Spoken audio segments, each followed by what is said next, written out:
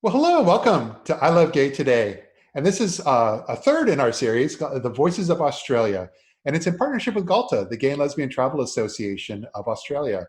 And what we're doing is really, we've teamed up with GALTA, and we're interviewing a variety of the different members, resorts, travel agents, event promoters, and producers, to just kind of be able to help get their voices and their message out there during this crazy year we're having, in hopes that, of course, we know that 2021, we're all very hopeful that we'll be able to start traveling again. So anyway, we're here with Karen, and it's a pleasure to meet you here. It's a pleasure to be here. Thank you. Yes.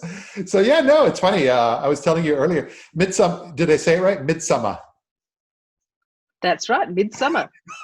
I've never, because of the fact that it's written literally the way it sounds. I'm like, wait, I sound a little too Australian. Am I getting that right?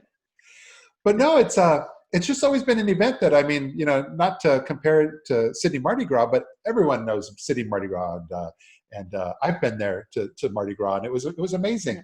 But I've always known of Midsumma, but it wasn't until social media that over the last few years I really saw your events kind of come to life, where people are sharing so many photos and stories and so forth from their experiences, and so it's made it so that I've personally really wanted to be able to attend one of these days.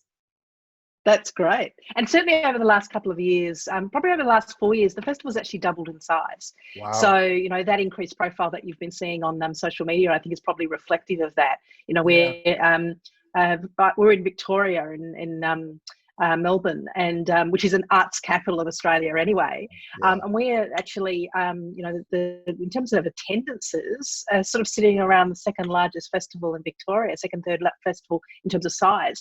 So, Yeah. it's actually quite a large festival in terms of numbers of people who attend and participate each year. Yeah, and like you were saying, with arts being such an integral part of Melbourne, I noticed that there's such a wide variety of artistic events that you guys put on as well. Yeah, we're really, really proud of that. And you mentioned Mardi Gras, which is a fabulous Yeah. event, and in Australia we're all very proud of.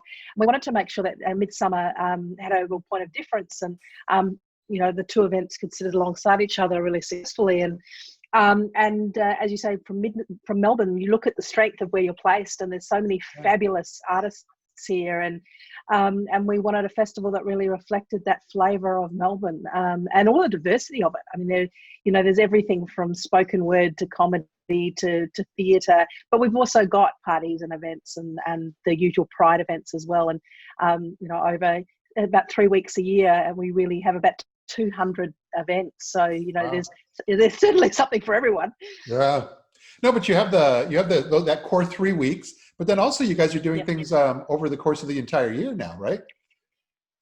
Yeah, we're very much a year-round organisation. A lot of what we do through the year, because part of our focus is actually making sure that all the voices in our communities are heard. Yeah. And so, we look to make sure, particularly at the intersections. So we've got really strong relationships and programs with all ages, so diverse Yeah. families, our seniors communities, our disability communities, our gender diverse communities, but also very much our First Nations and queer people of colour communities. And so we've invested year round in mentorship programs. We have 2 separate 9-month mentorship programs that we run each year. And also just investing in the commissions and new projects and new ideas, which I guess gives us that really strong foundation all the way around the year, but then aims to really booster that 3 weeks when we get to celebrate each year. Yeah. Well, this year has been postponed, but you have dates for 2021 now, yes? Yeah, actually, we didn't have to postpone this year. We were one of the only festivals that happened because we're a summer festival.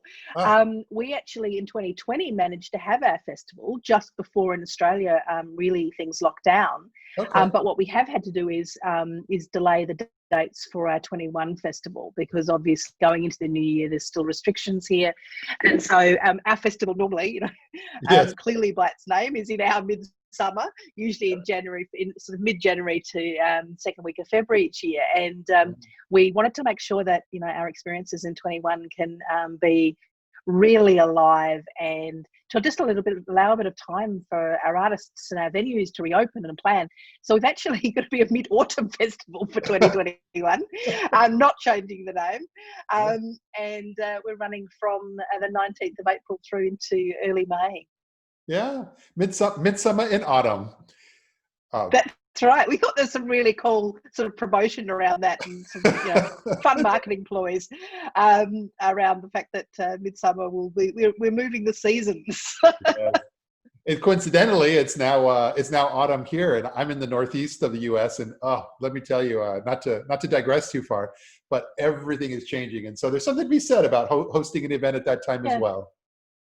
Absolutely. And look, we love, summer's a great time to hold a festival. We have a lot of outdoor events. I mean, obviously we've got lots of things in galleries and theatres, but we also have some wonderful outdoor gatherings. And so summer is a great time to do that. But we sort of figure that, as you say, autumn is a time of change, and the weather actually here is really lovely in autumn as well. So I think the response certainly from all of our communities and our audiences has been really warm, because I think people are just so thrilled that the event's going to have to take place. Yeah. Well, I'm excited, and I'm looking forward to. I'm so happy that GALTA is really, as a group, has teamed up with everyone to just help try to get the message out there that Australia is feeling positive and ready to welcome folks when the time is right.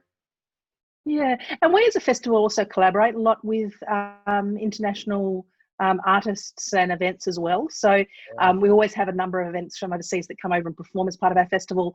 But also we tend to have a number of curated events with a very strong focus on sort of how, the local stories and our artist stories and our community stories, how that sits within a global context. So we've often got a lot of programs that have, have references to our friends and colleagues all over the world.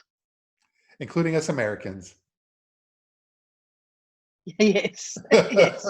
And we've also had, certainly, in terms of reflecting, I guess, queer cultures in our corner of the world as well. So last festival, for example, we had a lot of storytelling that was around not only First Nations within Australia, but also looking at in the Pacific Islands and New Zealand and Asia as well. So providing that really unique perspective of stories of, what it is of queer history and what it is to be a contemporary queer person here in our corner of the world now, which I think was, certainly resonated here in Australia, but I think also was of real interest to a lot of visitors, because we do get a lot of people who come to us from certainly all over Australia, but all over the world. Yeah, no, I love that.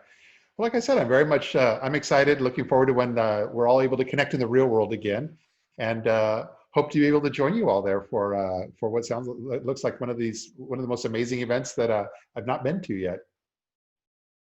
We'd love to have you come over. So I look forward, Matt, to personally hosting you sometime in the not too distant future, I hope.